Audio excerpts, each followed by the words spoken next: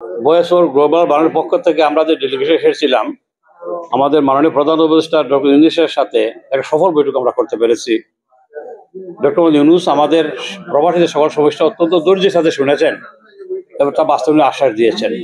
আমরা মেনলি যে জিনিসটা ফোকাস করতে চাই, সিলেট ওসমানী বিমানবন্দর গত 22 বছর ধরে এটা আন্তর্জাতিক নামে আন্তর্জাতিক, কাজে আন্তর্জাতিক নয়। আমরা চাই এটা ফুললি ফাংশনাল যেতে হবে, আন্তর্জাতিক সুযোগ সুবিধা এখানে থাকবে। অন্যান্য বিদেশি যত এয়ারলাইন আছে, সৌদি, কাতার, কুয়েত, সব এয়ারলাইন এখানে নামবে, উঠানামা করবে। সিলেটিদের মধ্যে বৈষম্যমূলক আচরণ করা হচ্ছে।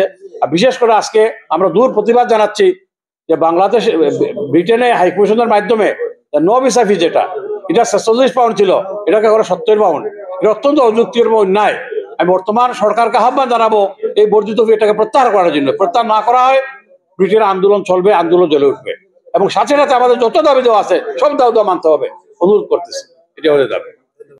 আমাদের আর একটা ইম্পর্টেন্ট ইস্যু, সেটা হলো যে আমাদের প্রবাসী ব্রিটিশ বাঙালিরা তারা গত 40 বছর তারা ব্রিটিশ পাসপোর্টের মাধ্যমে তারা এই পাওয়ার অফ অ্যাটর্নি তারা দিতে পারতেন। বিগত সরকার বাংলাদেশ পাসপোর্ট ছাড়া পাওয়ার অফ অ্যাটর্নি না দেওয়ার বিধান তারা চালু করেছে। এটা আমরা প্রত্যাহার চাই। আমরা যেটা বলতে চাচ্ছি যে ব্রিটিশ পাসপোর্টে আমাদের বার্থ প্লেস লেখা আছে, ব্রিটিশ পাসপোর্টে নো ভিসা রেকর্ড বাংলাদেশ লেখা আছে, তবে কেন আমাদের পাওয়ার অফ অ্যাটর্নি দেওয়া হবে না? আমরা জানতে চাই। আমরা বলতে চাই এই যে ভূমি করে আমাদের সহায় সম্পত্তি শব্দ করে নিয়ে যাচ্ছে, কোন বিচার আমরা পাচ্ছি না।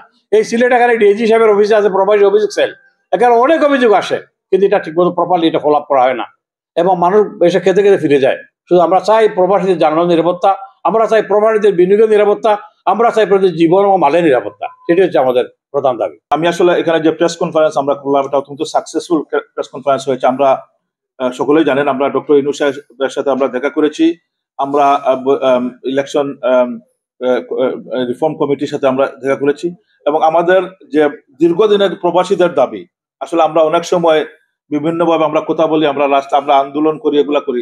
আমরা একটু ডিফারেন্ট ওয়েতে আমাদের বিশ্বের 11টা দেশের প্রতিনিধি এসে, আমরা ডেলিগেট নিয়ে এসে এখানে এগুলো আমরা উপস্থাপন করলাম এবং খুব যত্ন সহকারে মানে এই অন্তর্বর্তীকালীন সরকারের প্রধান ডক্টর ইউনূস সাহেব আমাদের কথাগুলো শুনেছেন। উনি নিজে বলেছেন যে উনি একজন প্রবাসী, অনেকদিন প্রবাসী ছিলেন, তো উনার প্রবাসীদের দাবিগুলো উনার ফ্যামিলিয়ার এবং চেষ্টা করবেন।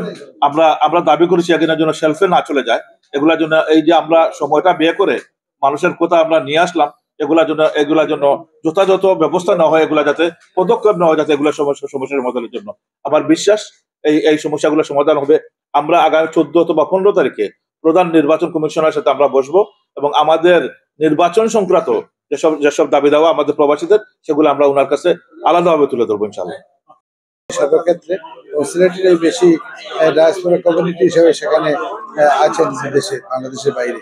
আমি যেটা বলবো যে দেখেন, আমাদের বিভিন্ন দাবি দেওয়া যেটা আমাদের জনাব আবুতাহের সাহেব তুলে ধরেছেন, যেমন বিমানের যে সমস্যা, আমরা চাই যে সিলেট যে আমাদের ওসমানী বিমানবন্দর এটা যাতে পূর্ণাঙ্গভাবে আন্তর্জাতিক বিমানবন্দর হিসেবে চালু হয়, সর্বাত্মক অন্যান্য এয়ারলাইন যাতে এখানে আসতে পারে এবং প্যাসেঞ্জার যারা আছেন তারাও যাতে সেই ধরনের সুযোগ সুবিধা তারা পাঞ্জাবে, ঢাকায় আসতে পারে, বিভিন্ন এয়ারলাইন্সে আসতে পারে, তারা কম্পেয়ার করে তারা প্রাইস কমে আসতে পারেন কম টিকিটে, সেটাই আমরা চাচ্ছি।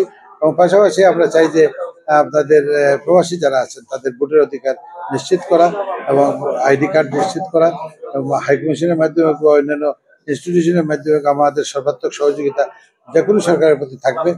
এবং আগামীতে যাতে আমরা যেহেতু আমরা যারা দ্বৈত নাগরিকত্ব বহন করি, দ্বৈত নাগরিক হিসাবে আমরা যাতে বাংলাদেশেও জাতীয় নির্বাচনে অংশগ্রহণ করতে পারি, সেই সুযোগটা করে দেওয়ার জন্য আমাদের মেইন প্রাধান্য যেটা আমরা এই প্রেস কনফারেন্স করেছি বা ডক্টর ইউনূসের সাথে কথা বলেছি।